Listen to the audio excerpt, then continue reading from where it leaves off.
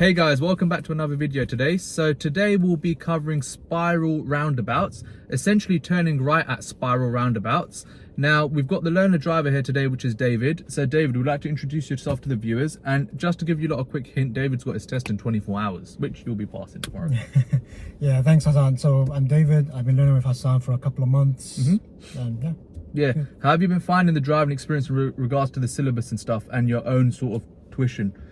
Yeah, I think it's definitely, an improvement over. Yeah, feel like a big improvement now with the roundabouts. Yeah, I think it's much more methodical and I guess decision making that's more systematic. Yeah, no, it's understandable. Yeah. And obviously, what is as well is we implement the car technology as well. So obviously, when you make mistakes, I'll show you on the car footage.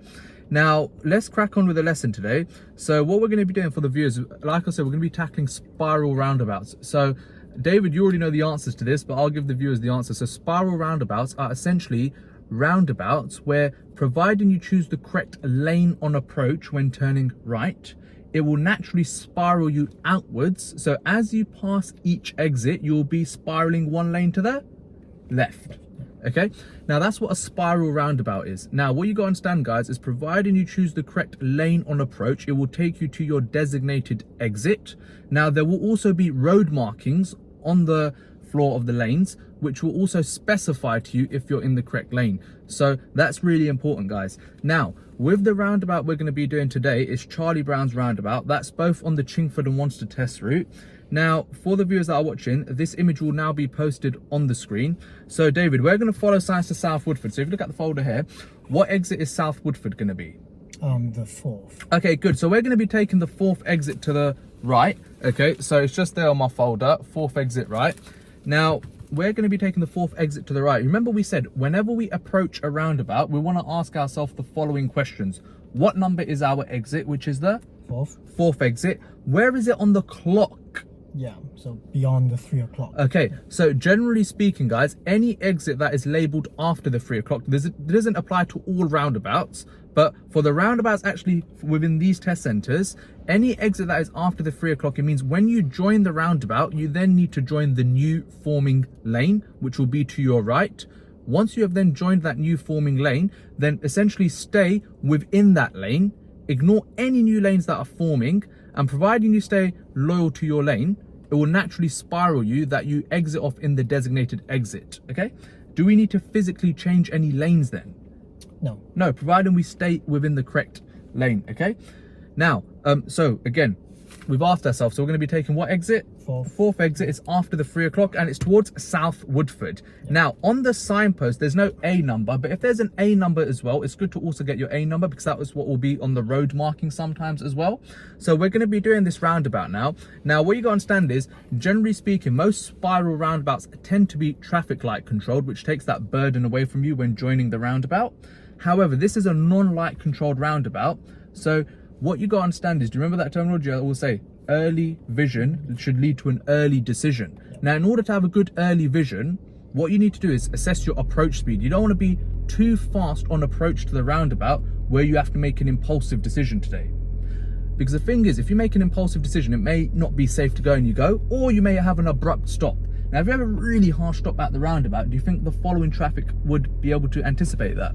No. So again, what could potentially happen then? Rear-end collision. Yeah, so you want to avoid that, yeah? So you don't want to be too fast, but also you don't want to be too slow. So you want to be at a speed, I'll say like a jogging pace when you approach roundabouts. A jogging pace, what I would say, is about roughly 12 to 15 miles per hour, about a few car lengths before the roundabout. Let's say 3 car lengths, okay? And be assessing early, okay?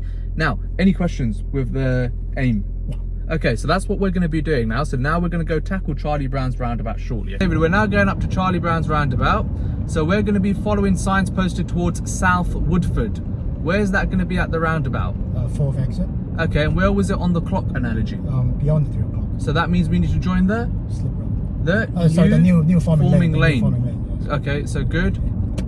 So what's the criteria where it says against its MSPSL? So you've done the mirrors. You signaled, okay, so because it was a 40-mile-per-hour road, we need to signal earlier, which is what you did, because obviously cars need more time to react. Okay, now bear in mind, is it a light controlled roundabout? No, so this here is a pedestrian light, a pedestrian crossing. Okay, so don't obviously confuse that. Okay, so now it's a non-light controlled roundabout, so obviously bear in mind your approach speed and obviously joining the roundabout. Okay, Good. So I'll fully guide you on the roundabout itself, but I'll like you to join the roundabout on your own, okay? So you can judge that, which I believe you should be totally fine with at this level. Yeah.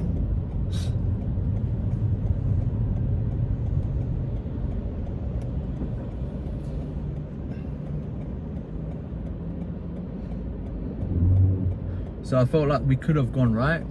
Okay, so we've just missed one opportunity.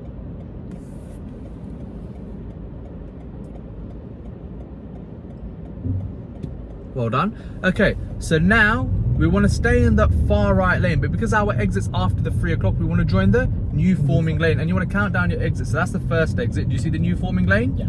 So now, are we in the new forming lane? Yes. Yes. So now stay within that lane. Count down your exits. That's the second. And ignore any other forming lanes, okay? So do you see how it's spiraling you a lane to the left as you pass each exit? So that's the third exit. Good. Mirrors and signal left. Well done. So now people know you're exiting off at the roundabout. So have you acknowledged how it spiraled you outwards as you pass each exit? So providing you choose the correct lane on entry, it will naturally spiral you that you exit off in the designated exit. Yeah. So did you understand the spiraling there? Yeah. Cool, that's fine. That's good. Right guys, so that's Charlie Brown's roundabout taking the 4th exit done. So now what we're going to do is that concludes to the end of the video. I hope you did enjoy the video guys, and it's hopefully bettered your understanding with spiral roundabouts. I will be doing more tutorial videos.